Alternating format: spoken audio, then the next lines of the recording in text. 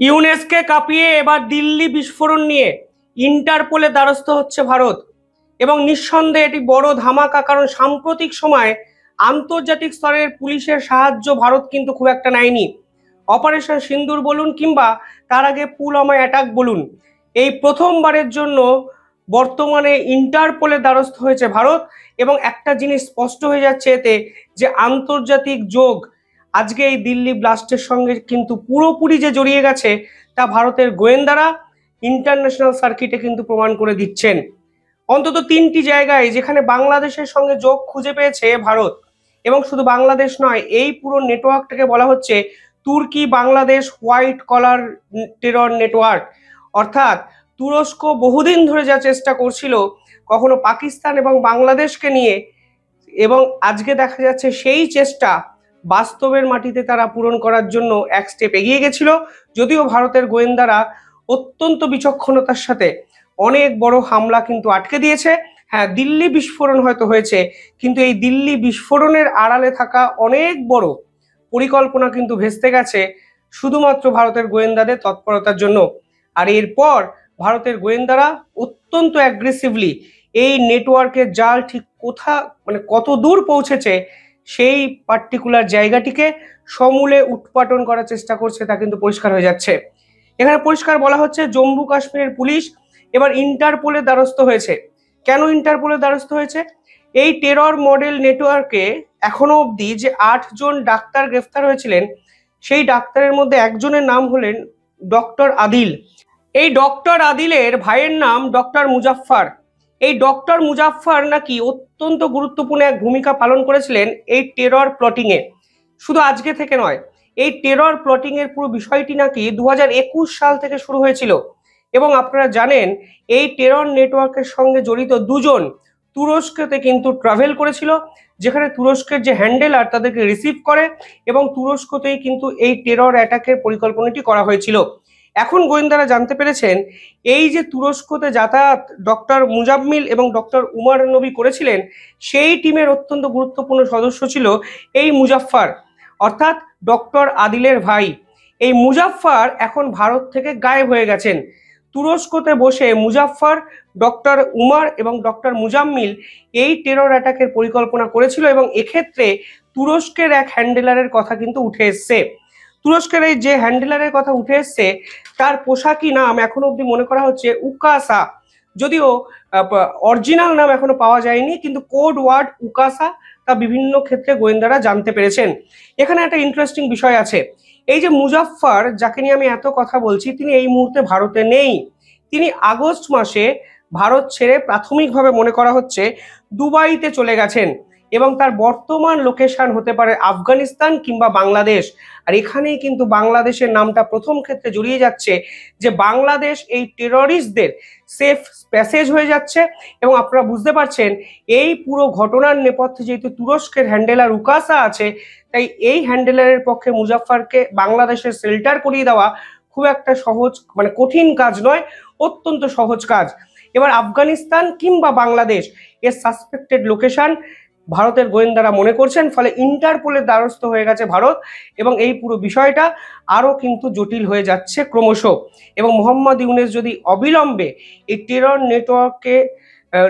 নেটওয়ার্ককে আইডেন্টিফাই করতে না পারেন, তাহলে ভারত কিন্তু বড়সড় অ্যাকশনে যে ঝাঁপাবে তা কিন্তু পরিষ্কার হয়ে যাচ্ছে এই অ্যাগ্রেসিভলি এই ধরনের মুভমেন্টে।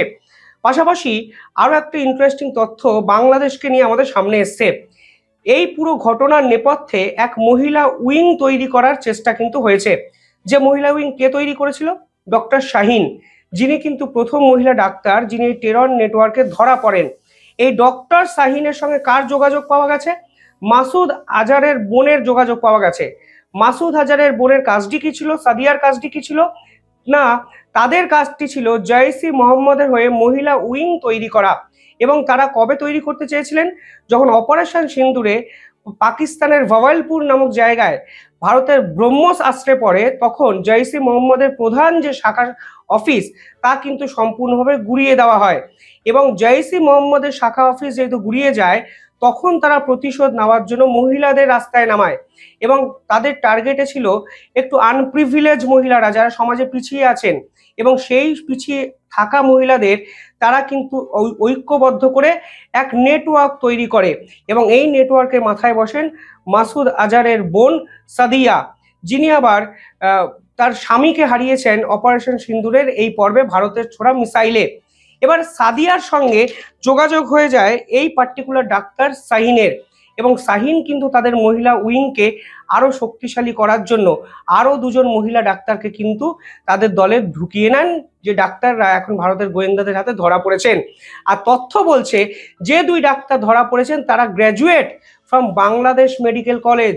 অর্থাৎ এই যে দুই ডাক্তারকে ভারতের গোয়েন্দারা ধরলেন, তাদের ব্রেন ওয়াশটাও করা হয়েছিল বাংলাদেশে।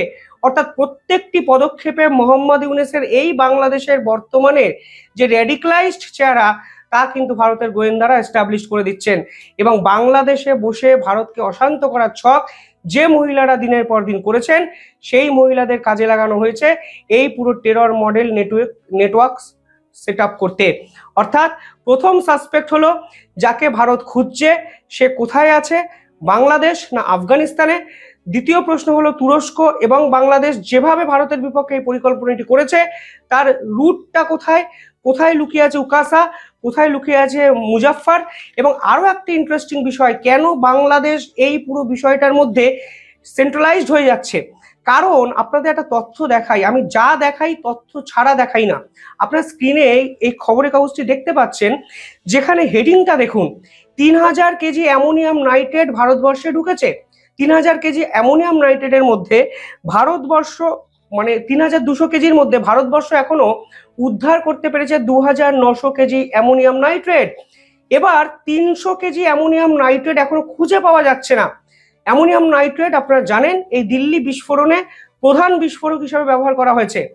300 কেজি অ্যামোনিয়াম নাইট্রেট কোথায়, ভারতবর্ষে লুকানো আছে নাকি বর্ডার পার করে অন্য কোনো রাষ্ট্রে চলে গেছে, সেটাই এই মুহূর্তে সব থেকে বড় প্রশ্ন।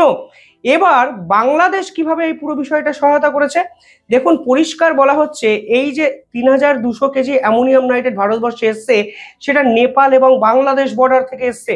আপনারা স্ক্রিনে দেখতে পাচ্ছেন অথেন্টিক ডকুমেন্ট।